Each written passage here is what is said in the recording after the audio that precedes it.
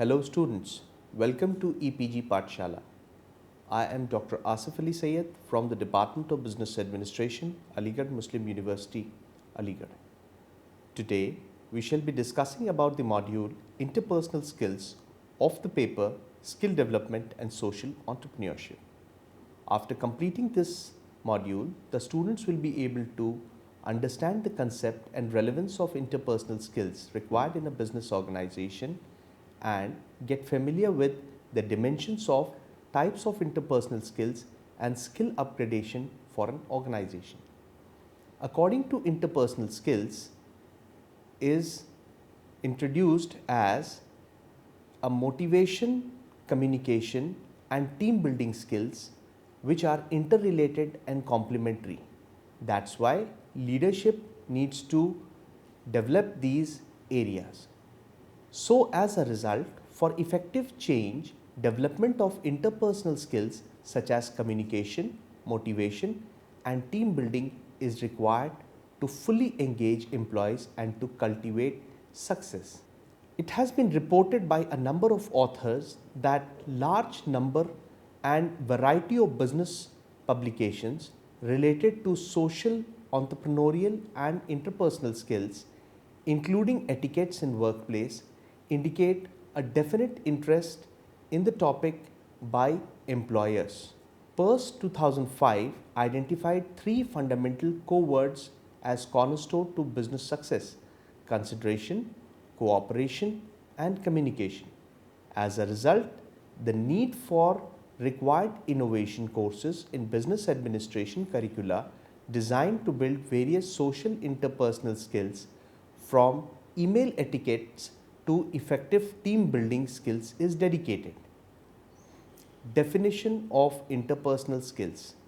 Interpersonal skills can be defined broadly as those skills which one needs to in order to communicate effectively with another person or a group of people.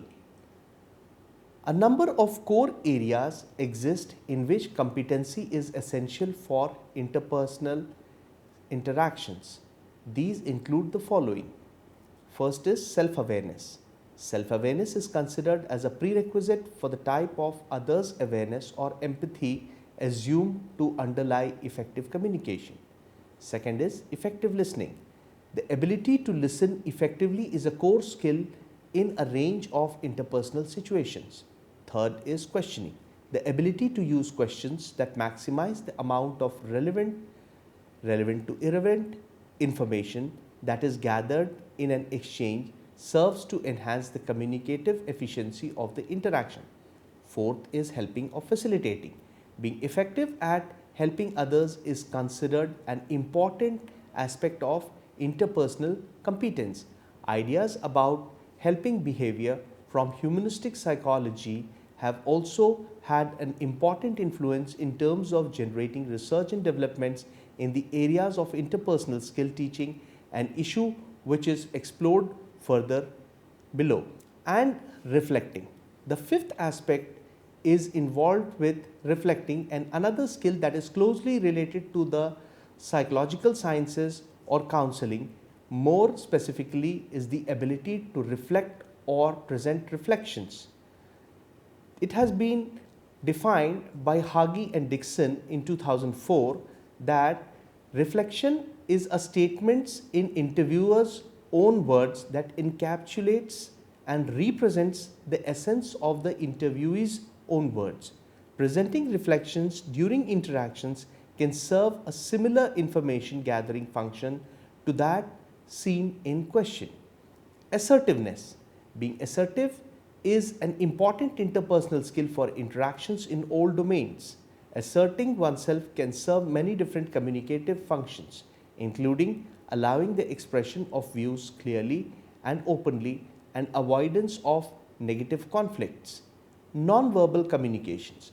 A number of communicative abilities also involve non-verbal behavior and an ability to detect and portray messages through this medium is also seen as a central interpersonal skill. Messages can be communicated through the following non-verbal channels. fundamental concepts in communication and interpersonal skills. We might think that straight away we know how the concept of communication and interpersonal skills can be described and the meanings associated with terms. Communication is to exchange information between people by means of speaking, writing, or using a common system of sign or behavior. Interpersonal skills describes the connection between two or more people or groups and their involvement with one another, especially as regards the way they behave towards and feel about one another. A systematic framework for communication and interpersonal skills. The framework we explore in this section is a universal cyclic approach that can be used in many different situations and settings. It is a framework which can be used in other contexts in which one finds themselves during the years as a student, whether this is an acute care or a community setting or a clinic or with a patient or a client group. Here we will be using it as an overarching guide to communication and interpersonal encounters in the figure given below, which involves 5 stages. The first stage is assessment, followed by planning, followed by decision making, which is followed by review and evaluation, and finally ending and close. Assessment. This is the first stage of the process and involves gathering relevant information, developing an overview of the general situation, and thinking about what needs to be done. It is also the preparatory stage for deciding whether to intervene in a situation, an intermediate stage to review or evaluate that has happened so far, or an end of care encounter to determine to what extent the intended outcome of the situation has been met. It is important to note that while an assessment is often a preliminary activity and will be written down and recorded, it is not just a bureaucratic exercise but is a part of a process that is often cyclical. The next step is to gather information using appropriate methods of communication. Addressing the need to think about non-verbal as well as verbal skills and considering the interpersonal dynamics of power and authority between the manager and the staff, gathering more information than necessary could be a waste of valuable time. Being flooded with more information than necessary could confound the picture and reduce clarity for planning. Always, facts must be separated from opinions. However, opinion may be wrong and should be verified as a fact before any intervention is taken. A well-conducted assessment during the full range of communication and interpersonal skills are complex and require patience, skill, clear thinking, vision at all levels of management. Planning. This stage is usually related to setting out the physical actions that need to take place to improve a situation, such as arranging, preparation for procedures, administering actions, and giving information or education on conditions and management of situations.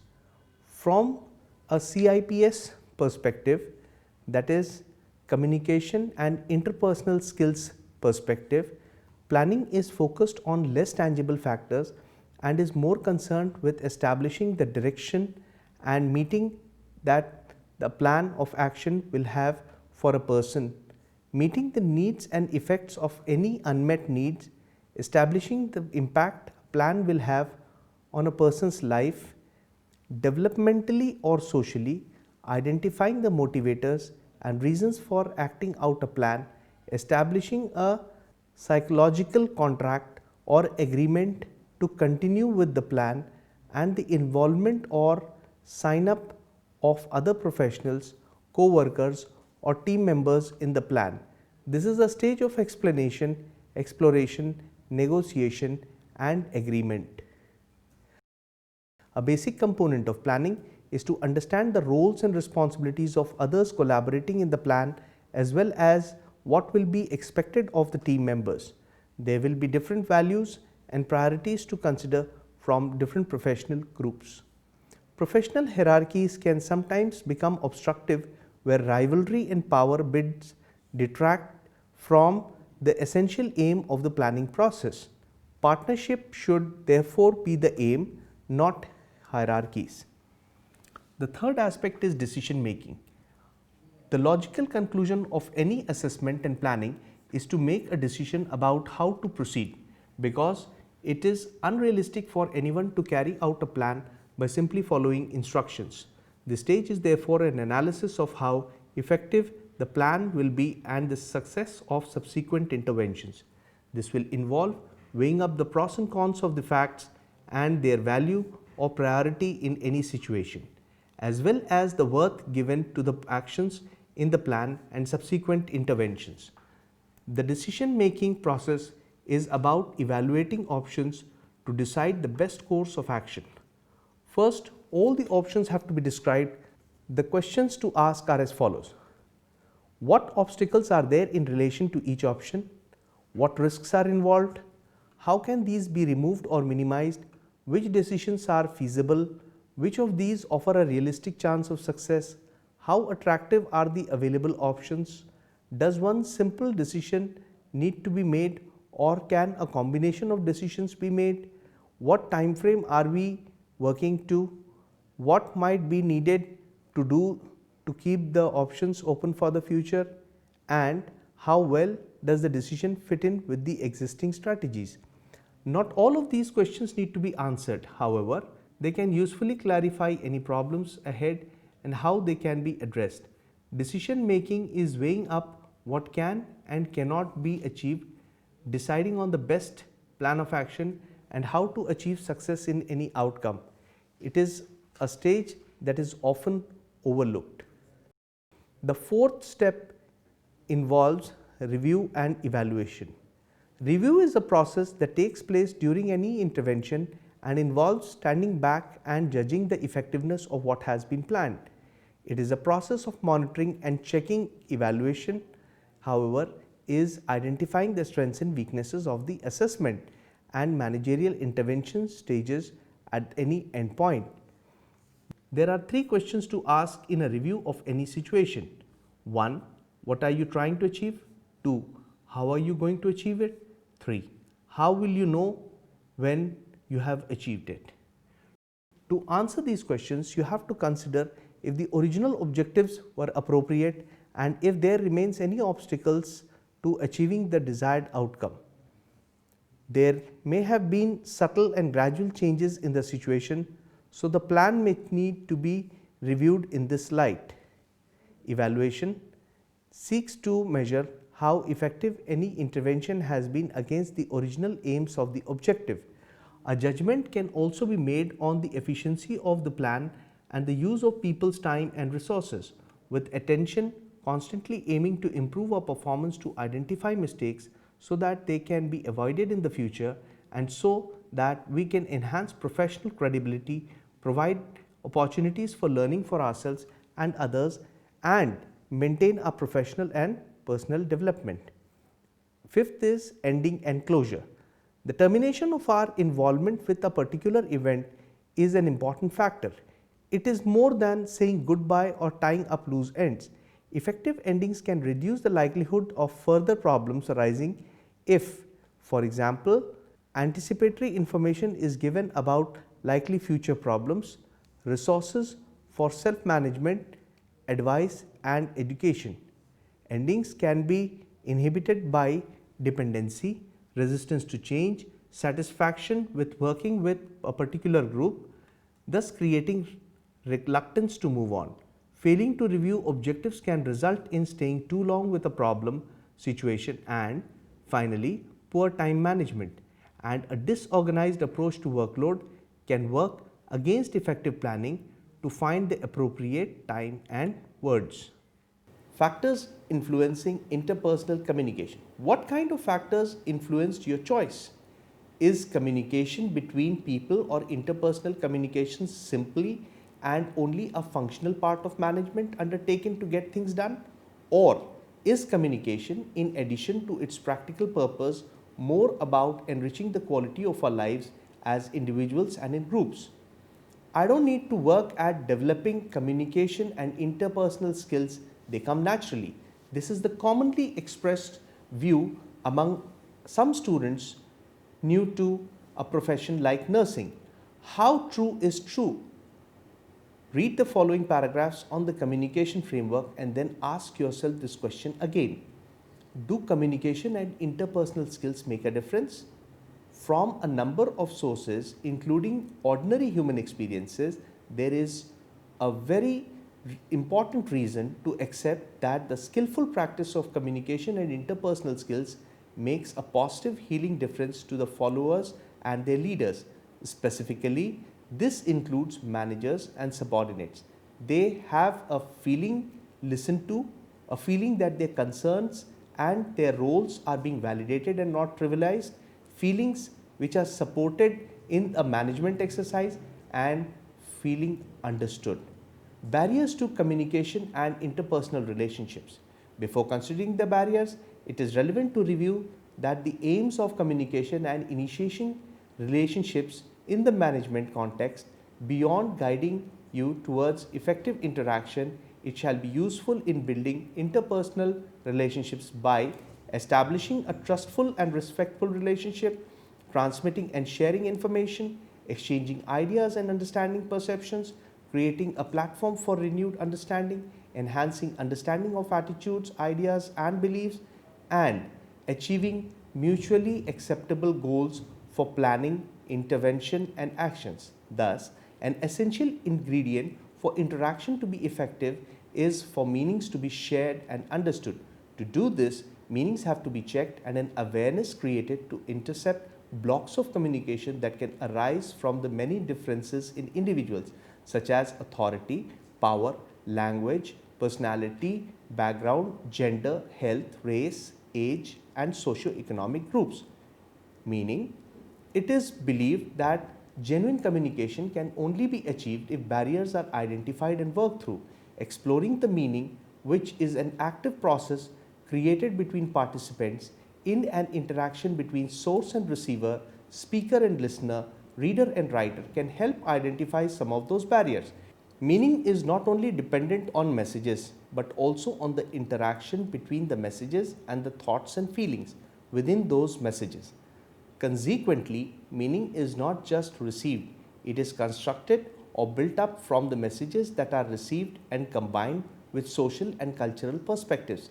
For example, beliefs, attitudes, values. It is not just the words that people use, it is the meanings or interpretation that each person gives to the words and constructs the meaning.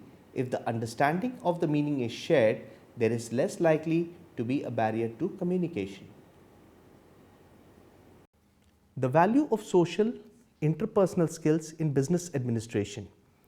The importance of the specific social interpersonal skill etiquettes is indicated by the fact that nearly 50% of all business transactions are finalized during a meal, as said by Wright 2005. Casperson 2000 recommends the need to practice power etiquette in order to increase one's chance for job promotion within business administration field. Power etiquette, according to Casperson, is the ability to learn and use social skills to transact business with thoughtful consideration. Specific skills emphasized include courtesy, politeness, and good manners. Furthermore, Casperson 2000 demonstrates the importance that business etiquette plays in gaining and satisfying new clients, introductions, appearance, business card usage, and conversing are examples of social interpersonal skills identified as critical to success in business. Detlier 1992 demonstrates the emerging important roles of managers and business etiquette by identifying the large number of updated business etiquette guides and the increased presence of business etiquette consultants. Interpersonal skills and leadership traits. Leaders' interpersonal skills such as leaders' ability to motivate, communicate, and build team had a positive effect on organizational change and leadership effectiveness. Also, the antecedents of organizational change and leadership effectiveness. Furthermore, it discusses linkage between leaders' ability to motivate, communicate, build teams, and leadership effectiveness. To adjudge the leader's ability to motivate, communicate and build team, it is important at different levels of management that the event of levels of management on organizational change and leadership effectiveness. Antecedents of organizational change and leadership effectiveness.